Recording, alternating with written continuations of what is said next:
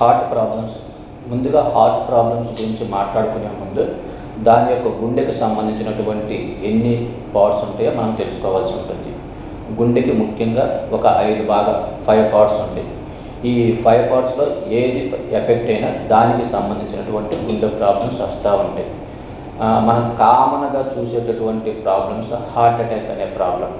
ఈ heart attack అనే problem గుండెకి వెళ్ళేటటువంటి రక్తనాళాల వలన ప్రాబ్లం వలన సడన్గా గుండెకు సంబంధించినటువంటి గుండె కండరాలకి సడన్గా రక్త సరఫరా తగ్గిపోయినప్పుడు వచ్చేటటువంటి ప్రాబ్లమ్ని హార్ట్ అటాక్ అంటారు. ఈ హార్ట్ అటాక్ రావాలి అంటే ముందుగా మనకి రక్తనాళంలో ఎక్కడైనా గుండెకి వెళ్ళే రక్తనాళాలే కాకుండా మిగతా రక్తనాళాల్లో కూడా, అంటే ఆటోమేటిక్గా మెదడుకి వెళ్ళే రక్తనాళాలు కానీ ఎక్కడైనా కానీ ఆ కొలెస్ట్రాల్ అనేది డిపాజిట్ అవుతూ ఉంటుంది. ఈ కొలెస్ట్రాల్ డిపాజిట్ అయినప్పుడు ఏమవుతుందంటే ఆటోమేటిక్గా ఆ రక్తనాళాలు చాలా సన్నగా, చాలా నేరోగా తయారవుతూ ఉంటాయి. ఒకానొక స్టేజ్లో ఈ నేరోయింగ్ మీద సడన్గా బ్లడ్ క్లాట్ అయినప్పుడు, అంటే ప్లేట్లెట్స్ యాక్టివేట్ అయ్యి బ్లడ్ క్లాట్ అయినప్పుడు వచ్చేటటువంటి ప్రాబ్లమ్ని హార్ట్ అటాక్ అంటారు. ఇటువంటి సిచ్యువేషన్లో సడన్గా గుండె కండరాలకి రక్త సరఫరా తగ్గిపోబట్టి అటువంటి సమయంలో హార్ట్ అటాక్ అనే ప్రాబ్లం రావడానికి ఆస్కారం ఉంటుంది. రెండో రకం తీసుకుంటే గుండె కండరాలు. ఈ గుండె కండరాలు అనే ప్రాబ్లం వలన కూడా మనకి సాధారణంగా గుండె ప్రాబ్లమ్స్ వస్తూ ఉంటాయి. ఈ గుండె కండరాల వలన వచ్చే ప్రాబ్లమ్ని హార్ట్ ఫెయిల్యూర్ అంటారు. ఈ హార్ట్ ఫెయిల్యూర్లో కూడా చాలా రకాలు ఉంటాయి. డైలేటెడ్ కార్డియోమైపతి, అంటే పుట్టుకతోనే కొంతమందికి ఈ గుండె కండరాల ప్రాబ్లం రావచ్చు. అటువంటి వాళ్ళని డైలేటెడ్ కార్డియోమైపతి అని కానీ, లేదా హైపర్ట్రోఫిక్ కార్డియోమైపతి, పుట్టుకతోనే గుండె కండరాలు బాగా ఉబ్బి దానివల్ల కూడా ఫ్యూచర్లో ప్రాబ్లమ్స్ క్రియేట్ చేయడానికి ఉంటుంది. అటువంటి ప్రాబ్లమ్ని హైపర్ట్రోఫిక్ కార్డియోమైపతి అంటారు. అంతేకాకుండా గుండెకి వెళ్ళే రక్తనాళాల ప్రాబ్లం వలన కూడా వచ్చేటటువంటి ఈ ప్రాబ్లం ఇస్కీమిక్ కార్డియోమైపతి అంటుంటారు. ఇది రెండో రకమైనటువంటి ప్రాబ్లం. మూడోది వాల్వ్స్ ఆర్ కవాటాలు అంటారు. దీన్ని వాల్వులార్ హార్ట్ డిసీజెస్ అంటారు. అంటే ఒక్కొక్కసారి వాల్వ్ బోడకపోయినటువంటినప్పుడు, అంటే మైట్రల్ వాల్వ్ స్టీనోసిస్ కానీ or aortic valve stenosis problems కానీ, లేదా ఒక్కొక్కసారి ఈ వాల్వ్ డ్యామేజ్ అయ్యి లీక్ అవుతున్నప్పుడు, అంటే మనం బ్లడ్ ఫ్లో అనేది ఫ్రంట్కి వెళ్ళాల్సినటువంటి బ్లడ్ ఒక్కొక్కసారి బ్యాక్వర్డ్ ఫ్లో కూడా అవుతూ ఉంటుంది. వాటి రిగర్జిటెంట్ లేషన్స్ అంటుంటారు. అంతే ఇటువంటి ప్రాబ్లమ్స్ని వాల్వులార్ ప్రాబ్లమ్స్ అంటుంటారు. నాలుగో రకమైనటువంటి పార్ట్స్ ఏంటంటే conduction system problem. Conduction system అంటే మన హార్ట్ పనిచేయాలి అంటే ఏ విధంగా అయితే మనము లైట్ ఎలగాలంటే మనం ఏం చేయాలి? స్విచ్ చేయాలి.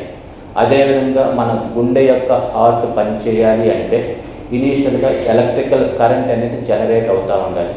ఆ ఎలక్ట్రికల్ కరెంట్ అనేది జనరేట్ అయ్యి అది సైమల్టేనియస్గా కుడివైపు గుండెకి ఎడమవైపు గుండెకి స్ప్రెడ్ అయిపోయి దాని ద్వారా వచ్చేటటువంటి ఎనర్జీ రావడం వల్ల ఆటోమేటిక్గా మనకు గుండె కండరాలు వ్యాకోచించడం కానీ సంకోచించడం కానీ జరుగుతూ ఉంది. ఇటువంటప్పుడు మాత్రమే మనకు ఆటోమేటిక్, అంటే ఇనీషియల్గా మనకి ఎలక్ట్రికల్ ఇంపల్స్ రావాలి, దాని తర్వాత మెకానికల్ యాక్టివిటీ రావాలి. కాబట్టి ఎటువంటి ఈ కండక్షన్ సిస్టమ్ ప్రాబ్లం వల్ల కూడా మనకి గుండె ప్రాబ్లమ్స్ వచ్చాయి. అటువంటి ప్రాబ్లమ్ని ఒక్కొక్కసారి మనం హార్ట్ బ్లాక్స్ అంటుంటాం. కంప్లీట్ హార్ట్ బ్లాక్ కానీ, లేదా ఒక్కొక్కసారి 6 సైనస్ సిండ్రోమ్ ప్రాబ్లమ్స్ కానీ, లేదా బండిల్ బ్రాంచ్ బ్లాక్ కానీ, లేదా వెంట్రికులర్ టెకికార్డియాస్ కానీ ఆర్ వెంట్రికులర్ ఫిబ్రిలేషన్స్ కానీ, ఇవన్నీ కూడా మెడికల్ టర్మ్. ఇవన్నీ కూడా మనకి కండక్షన్ సిస్టమ్ వల్ల వచ్చేటటువంటి ప్రాబ్లమ్స్. మిగతా ఉన్నటువంటి 5వ పార్ట్స్ హార్ట్ అనేది మనకి ఈ 2 ఊపిరితిత్తుల మధ్య ఉన్నటువంటి పార్ట్. ఈ హార్ట్ స్మూత్గా, హార్ట్ అనేది కంటిన్యూగా పంప్ అవుతూ ఉండేది, బ్లడ్ని పంప్ చేస్తూ ఉండేది. అంటే దీనికి అవసరమైనటువంటి ఎటువంటి ర్యాపిడ్ తగలకుండా మనకి పెరికార్డియం అనే ఒక లేయర్ ఉంటా ఉంటుంది. ఆ పెరికార్డియంలో ఒక లూబ్రికెంట్, ఏ విధంగా అయితే ఆయిల్ లూబ్రికెంట్గా ప్రొవైడ్ చేసిందో అదేవిధంగా పెరికార్డియం ఫ్లూయిడ్ అనేటువంటి లూబ్రికెంట్ వలన ఈ హార్ట్ అనేది చాలా స్మూత్గా మనకు తెలియకుండా అది కంటిన్యూగా ఆటోమేటిక్గా వర్క్ చేస్తూ ఉంది. అటువంటి ఏదైనా ఒక ప్రాబ్లం ఈ పెరికార్డియం అనే పెరికార్డియల్ లేయర్ ఎఫెక్ట్ అయినప్పుడు వాటిని పెరికార్డియల్ డిసీజెస్ అంటుంటారు. అంటే సాధారణంగా కన్స్ట్రిక్టివ్ పెరికార్డియస్ కానీ లేదా కొంతమంది ఇండివిజువల్స్ కార్డియాక్ ట్యాంపనైడ్ అనే ప్రాబ్లం కూడా ఈ పెరికార్డియల్ డిసీజ్ వల్ల రావడానికి ఆస్కారం ఉంటుంది. ఈ 5 ప్రాబ్లంలో తీసుకుంటే మనకు సాధారణంగా ఉన్నటువంటి ప్రాబ్లం హార్ట్ అటాక్, గుండెకి వెళ్ళేటువంటి రక్తనాళాల వల్ల కరోనరీ ఆర్టరీ డిసీజ్ అనే ప్రాబ్లం కామన్గా ఉంటుంది. దాని తర్వాత వాల్వులర్ హార్ట్ డిసీజెస్ అంటే కొంత గోడకు పోవడం కానీ లేదా రిగర్జిటేట్ కావడం కానీ, దాని తర్వాత మనకి కండక్షన్ సిస్టమ్ డిసీజెస్ కామన్గా చూస్తూ ఉంటాం. అంటే మనం ఈ సెన్సెస్ కానీ డేటా కానీ ఇదంతా తీసుకున్నప్పుడు నార్మల్గా ఇదంతా వెస్టర్న్ డేటా. మనం అబోవ్ 60 ఇయర్ తర్వాత వచ్చేటటువంటి హార్ట్ అటాక్ అనేది ఇది వెస్టర్న్ రిలేటెడ్ డేటా. కానీ మన ఇండియాలో చేసినటువంటి డేటా ప్రకారం when compare to western population, వాళ్ళకంటే మన ఇండియన్ పాపులేషన్లో 10 ఇయర్స్ ఎర్లీగా హార్ట్ అటాక్ వచ్చే ప్రాబ్లమ్స్ ఎక్కువగా ఉన్నాయి. అంటే వాళ్ళకి సాధారణంగా more than 60 years of problems వస్తే గుండెకి సంబంధించినటువంటి హార్ట్ అటాక్ రిలేటెడ్, మనకి దాదాపు అది 50 ఇయర్స్ లోపు వచ్చేటటువంటి, 50 ఇయర్స్ కన్నా తక్కువ ఏజ్లో వచ్చేటటువంటి ప్రాబిలిటీ ఎక్కువగా ఉంది. This is because of genetic predisposition. మిగతా కంట్రీస్తో చూసుకుంటే మన ఇండియన్స్లో హార్ట్ అటాక్ రావడానికి గల రీజన్స్ ఏంటి? ఈ కొలెస్ట్రాల్ ఎక్కువగా ఉండటం కానీ, ఆ కొలెస్ట్రాల్లో కూడా బ్యాడ్ కొలెస్ట్రాల్, ఎల్డిఎల్ కొలెస్ట్రాల్ ఎక్కువగా ఉంటుంది. ఇంకా మనకి చాలామందికి ఎల్డిఎల్ కొలెస్ట్రాల్ నార్మల్గా ఉన్నా కానీ దాంట్లో కూడా మిగతా ఫ్రాక్షన్స్ ఉంటాయి. ఇంకా ఎల్డిఎల్ కొలెస్ట్రాల్లో కూడా సర్టెన్ ఫ్రాక్షన్స్ ఉంటాయి. అవి ఎక్కువగా ఉన్నప్పుడు కూడా ఈ ప్రాబ్లమ్స్ క్రియేట్ చేయడానికి ఉంటాయి. అంతేకాకుండా మన ఇండియన్స్లో లిపోప్రోటీన్ ఏ అనేటటువంటి లైపోప్రోటీన్ వల్ల కూడా ఆటోమేటిక్గా ఈ గుండె ప్రాబ్లమ్స్ త్వరగా రావడానికి పాసిబిలిటీ ఎక్కువగా ఉంటుంది. సాధారణంగా ఈ గుండెకు సంబంధించినటువంటి ప్రాబ్లమ్స్ అంటే మనకి సంబంధించి లైక్ మనం ఏదైతే ఎక్కువగా మాట్లాడుకుంటాం హార్ట్ అటాక్ రిలేటెడ్ అటువంటి ప్రాబ్లమ్స్, ఈ హార్ట్ అటాక్ రావాలి అంటే అక్కడ ఏంటి, ఇటువంటి ప్రాసెస్ మనము పుట్టినప్పటి నుంచే జరుగుతూ ఉంది. మన రక్తనాళంలో ఆ కొలెస్ట్రాల్ ఫామ్ అనేది పుట్టినప్పటి నుంచే ఆ ప్రాసెస్ స్టార్ట్ అవుతూ ఉండేది. కాకపోతే ఆ జరిగేటటువంటి ప్రాసెస్ని స్టాప్ చేసుకోవడానికి అదంతా మన చేతుల్లోనే ఉంటుంది. ఏ విధంగా అంటే ఎవరైతే ఫిజికల్లీ యాక్టివ్గా ఉంటారో, అంటే at least 30 to 45 minutes moderate to severe intensity exercise. అంటే moderate to severe intensity exercise means ఎవరైనా సైక్లింగ్ కానీ, జాగింగ్ కానీ, రన్నింగ్ కానీ లేదా స్విమ్మింగ్ కానీ ఇటువంటి ఎక్సర్సైజ్ ఎవరైతే అట్లీస్ట్ వారంలో ఒక 5 days ఎవరైతే యాక్టివ్గా చేస్తారో అటువంటి వాళ్ళకి చాలా వరకు రాకుండా ఉంటుంది. అంటే ఇక్కడ మనం ఈ ప్రాసెస్ని ఏంటంటే డిలే చేస్తాం అంతే. We can't stop the problem, but ఈ ప్రాసెస్ని డిలే అవుతూ ఉంటుంది. ఈ హార్ట్ అటాక్ అనే ఎక్కడైతే మనకి రక్తనాళాల్లో కొలెస్ట్రాల్ ప్రాబ్లం ఉంటుందో అది ఫామ్ అవుతూ ఉన్నప్పటికీ ఆ ప్రాసెస్ అనేది యాక్సిలరేట్ కాకుండా, సివియర్ కాకుండా, అంతేకాకుండా ఈ ఫిజికల్ యాక్టివిటీ వల్ల కానీ లేదా మిగతా ఉన్నటువంటి రిస్క్ ఫ్యాక్టర్స్ ఏవైతే అనుకుంటామో మనం, చాలామంది మీరు చూస్తూ ఉంటారు బీపీ అనేది ఒక hyper tension. This is the one of the most important risk factor. చాలామంది కూడా ఏమనుకుంటారు, బీపీ అనేది ఏదో నా బీపీ అనేది ఎప్పుడు ఉండిద్ది అనుకుంటామో, మనకి తల తిరిగినప్పుడు కానీ లేదా తలనొప్పి వచ్చినప్పుడు కానీ లేదా ఎవరో పక్కనోడు కోపడుతున్నాడు అనుకోండి, మరి వీడికి బీపీ ఎక్కువగా ఉంది, ఈయన డాక్టర్ గారికి చూపించాలనుకుంటాము. ఇవన్నీ మిస్కన్సెప్షన్స్. ఈ బీపీ కానీ షుగర్ కానీ వీటన్నిటి వల్ల మనకు ఎటువంటి సిమ్టమ్స్ కనపడవు. ఆటోమేటిక్గా మనకి ఏమవుతూ ఉండిద్ది, ఈ డాక్టర్ గారి దగ్గరికి మీరు ఏదో పక్షవాతంతో కానీ లేదా గుండెకి సంబంధించినటువంటి ప్రాబ్లమ్స్తో అప్పుడు చూసినప్పుడు మీకు డాక్టర్ గారు ఇన్ఫామ్ చేస్తారు మీకు బీపీ ఉంది లేదా షుగర్ ఉంది. ఇవన్నీ కూడా అంటే ఇవన్నీ ప్రాబ్లమ్స్ అనేది ఏంటంటే ఆటోమేటిక్గా మనం చాలా రోజుల నుంచి డిటెక్ట్ చేయకుండా అదే విధంగా ఉన్నప్పుడు దానివల్ల గుండె మీద పడేటటువంటి ప్రాబ్లం వల్ల కానీ వీటన్నిటి వల్ల ఆటోమేటిక్గా రావడానికి ఆస్కారం ఎక్కువగా ఉంటుంది. అంతేకాకుండా మిగతా రిస్క్ ఫ్యాక్టర్స్ తీసుకున్నప్పుడు కొలెస్ట్రాల్ ఎక్కువ ఉన్నప్పుడు కొంతమంది చాలామంది అనుకుంటారు కొలెస్ట్రాల్ అంటే మనం తినే ఫుడ్ వల్లనే కాకుండా ఆటోమేటిక్గా కొన్ని రకాల జెనెటిక్ ప్రాబ్లమ్స్ వల్ల కూడా కొలెస్ట్రాల్ లెవెల్స్ ఎక్కువగా ఉండే ప్రాబ్లం ఉంటుంది. అటువంటి కూడా మన ఎవరైనా ఈ జెనెటిక్ రిలేటెడ్ వల్ల కొలెస్ట్రాల్ ఎక్కువగా ఉందని తెలుసుకోవాలంటే ఎవరన్నా మన ఫ్యామిలీలో ప్రీమెచ్యూర్ కార్డియక్ డెత్ అంటే లెస్ దెన్ 40 ఇయర్స్ అప్పుడు ఎవరైనా సడన్గా చనిపోయి ఉంటే అటువంటి వాళ్ళకి మనకి వచ్చేటటువంటి ప్రాబ్లమ్స్ ఎక్కువగా ఉంటాయి. కాబట్టి మన ఫ్యామిలీలో లెస్ దెన్ 40 ఇయర్స్ ఉన్నప్పుడు మనం దానికి సంబంధించినటువంటి కొలెస్ట్రాల్ టెస్ట్ చేయించుకోవటం, ఇవన్నీ కూడా దానికి సంబంధించినటువంటి మెడిసిన్స్ తీసుకోవటం, లేదా మనం లైఫ్ స్టైల్ మాడిఫికేషన్ చేసుకున్నట్టయితే ఆటోమేటిక్గా మనం ఇవి రాకుండా ప్రివెంట్ చేసుకోవచ్చు. అన్నిటికన్నా మోస్ట్ ఇంపార్టెంట్ ఏంటంటే smoking is the most important and is also hazard to our health. మేము సాధారణంగా ఇప్పుడున్నటువంటి పరిస్థితుల్లో చాలామంది ఇక్కడ హార్ట్ అటాక్ 30 to 40 ఇయర్స్ మధ్య చాలా ఎక్కువగా ఉంటుంది. ఈ 30 to 40 ఇయర్స్ మధ్య ఎందుకు ఎక్కువగా ఉంటుంది అని అనాలిసిస్ చేస్తే వాళ్ళకు ఉన్నటువంటి జెనెటిక్ ఫ్యాక్టర్స్తో పాటు స్మోకింగ్ అనే హిస్టరీ కూడా ఎక్కువగా ఉంటుంది. ఈ స్మోకింగ్ రిలేటెడ్ వలన ఆటోమేటిక్గా యంగ్ ఏజ్లో మనం ఏదైతే హార్ట్ అటాక్ త్వరగా వస్తుంది, యంగ్ ఏజ్లో లెస్ దెన్ 40 ఇయర్స్ అప్పుడు వస్తుంది అనుకుంటున్నాం, అవన్నీ కూడా ఈ ధూమపానం, స్మోకింగ్ అంటే not only the smoking, gutka కానీ, పాన్ పరాగ్ కానీ, ఆర్ టొబాకో సూయింగ్ కానీ, ఏదైనా ఇటువంటి ప్రాబ్లమ్స్ వల్ల కామన్గా జరుగుతూ ఉంటుంది. ఒకవేళ జెనెటికల్లీ రిలేటెడ్ అంటే పర్టికులర్ టెస్ట్ అనేది కన్ఫర్మేషన్ అయితే లేదండి. ఓన్లీ ఏంటంటే వాళ్ళు చెప్పేటటువంటి హిస్టరీ రిలేటెడ్ ప్రాబ్లమ్స్ వల్లనే మనం ఐడెంటిఫై చేయగలం. అంటే మనం ఒక్కొక్కసారి మన దగ్గరికి ఎవరైనా వచ్చినప్పుడు వాళ్ళని ఎంక్వైరీ చేస్తాం. ఎవరికన్నా గుండెకు సంబంధించినటువంటి ప్రాబ్లం లెస్ దెన్ 40 ఇయర్స్ కన్నా తక్కువగా ఉందా, లేదా ఎవరన్నా సడన్గా చనిపోయినటువంటి ప్రాబ్లం ఉందా వాళ్ళ ఇంట్లో కానీ, లేదా వాళ్ళ రిలేటివ్స్లో కానీ, ఇవన్నీ కూడా ఎంక్వైరీ చేసి అటువంటి వాళ్ళకి ఈ జెనెటిక్ రిలేటెడ్ కొన్ని రకాలైనటువంటి జెనెటిక్ టెస్టులు కూడా ప్రస్తుతం అవైలబిలిటీ ఉన్నాయి మార్కెట్లో. అటువంటి వాళ్ళకి సంబంధించి ప్రికాషన్స్ చెప్పి ఆటోమేటిక్గా అటువంటి వాళ్ళ హిస్టరీ ఉన్నప్పుడు ఏమవుతుందంటే మనకి అట్లీస్ట్ ఇయర్లీ వన్స్ జాగ్రత్తగా కార్డియాలజిస్ట్ని చూసుకొని ఏదైతే రిస్క్ ఫ్యాక్టర్స్ ఉన్నాయో, నాట్ ఓన్లీ మనకి ఏదైనా ఒక ప్రాబ్లం రావాలి అంటే it's not only the genetic factors, it is also environmental factors. ఈ జెనెటిక్ ఫ్యాక్టర్స్కి ఎన్విరాన్మెంటల్ ఫ్యాక్టర్స్కి రెండు మిక్స్ అయినప్పుడు మాత్రమే ఈ కార్డియక్ ప్రాబ్లం అనేది ఎక్కువగా అవడానికి ఛాన్సెస్ ఎక్కువగా ఉంటుంది. ఎన్విరాన్మెంటల్ ఫ్యాక్టర్స్ అంటే అర్థం ఏంటి?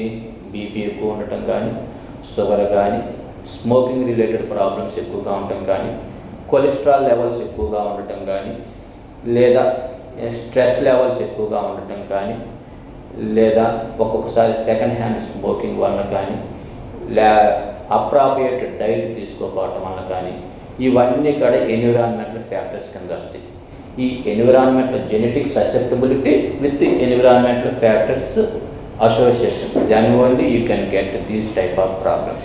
కాబట్టి మన genetic factors we can't do anything to the genetic factors. మన జెనెటిక్ ఫ్యాక్టర్స్ని మాడిఫై చేయలేము.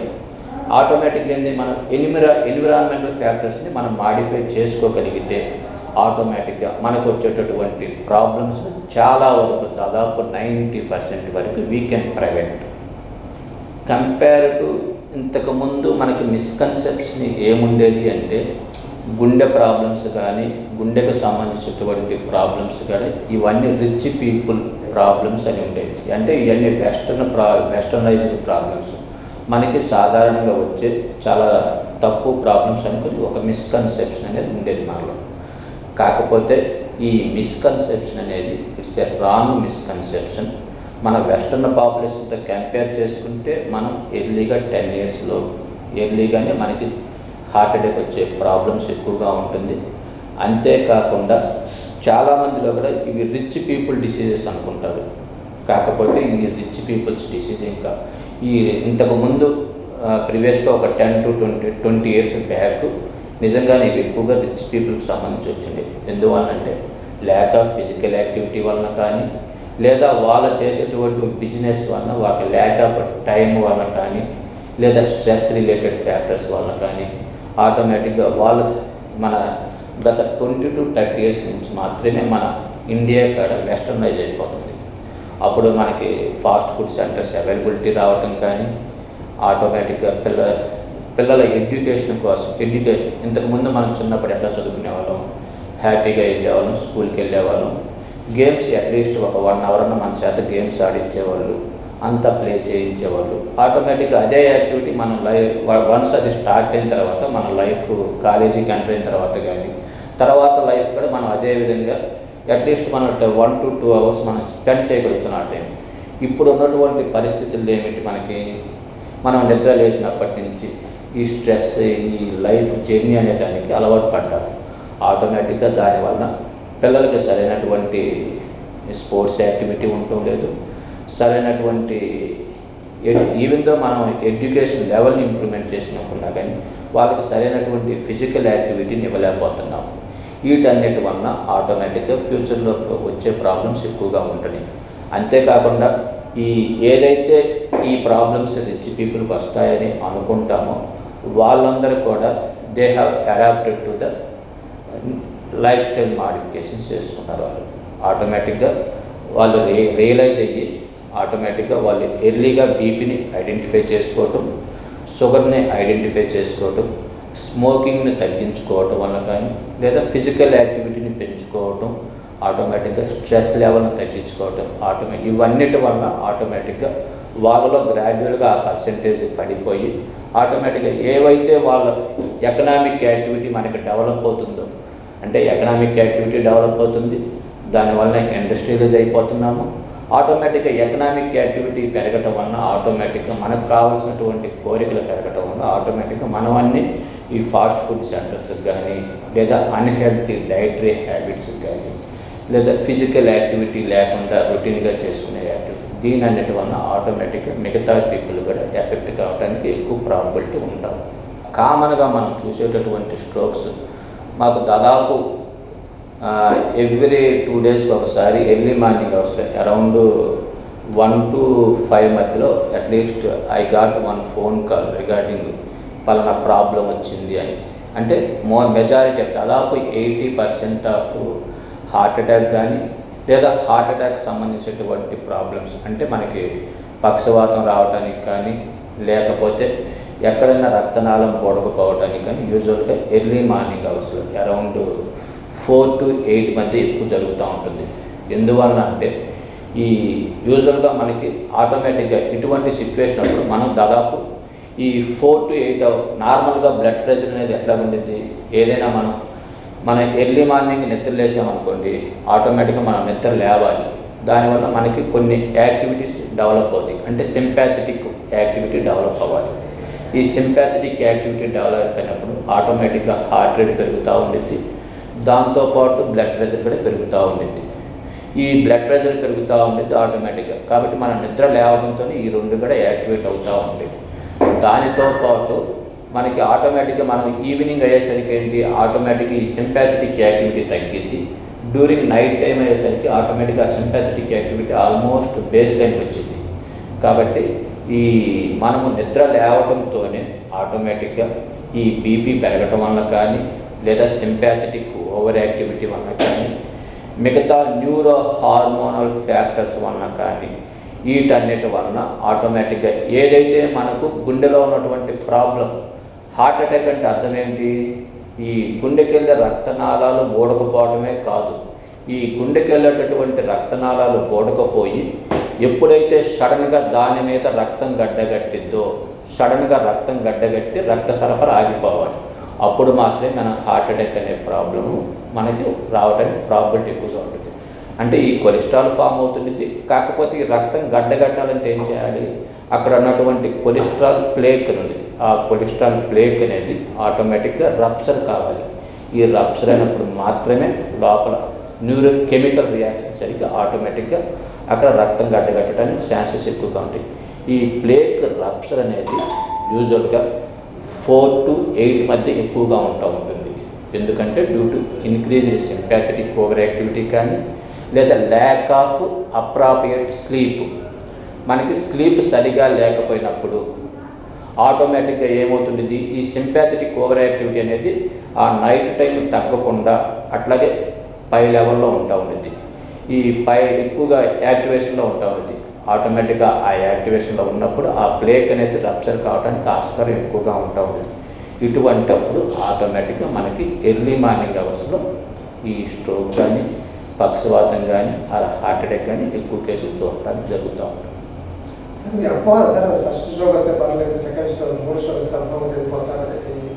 ఏమిటి అపోహనేనండి అంటే depending on the type of stroke. అంటే స్ట్రోక్ అంటే మనం ఇప్పుడు హార్ట్ అటాక్ గురించి మాట్లాడుకుంటున్నాము. హార్ట్ అటాక్లో మనకి 3 రకాలైనటువంటి హార్ట్ అటాక్లు ఉంటాయి. అంటే మనం చెప్పేటటువంటి సిమ్టమ్స్ కానీ, లేదా మనం అవైలబుల్ ఉన్నటువంటి మనం ఏ విధంగా కొనుక్కుంటాం హార్ట్ అటాక్ వచ్చిందని ఈసీజీ తీసి ఆ ఈసీజీలో ఉన్నటువంటి ప్రాబ్లం బట్టి కనుక్కుంటాం. ఇంకా ఈసీజీలో తెలియకపోతే ఒక్కొక్కసారి గుండెకెళ్ళే స్కానింగ్ చేయాల్సి వచ్చింది.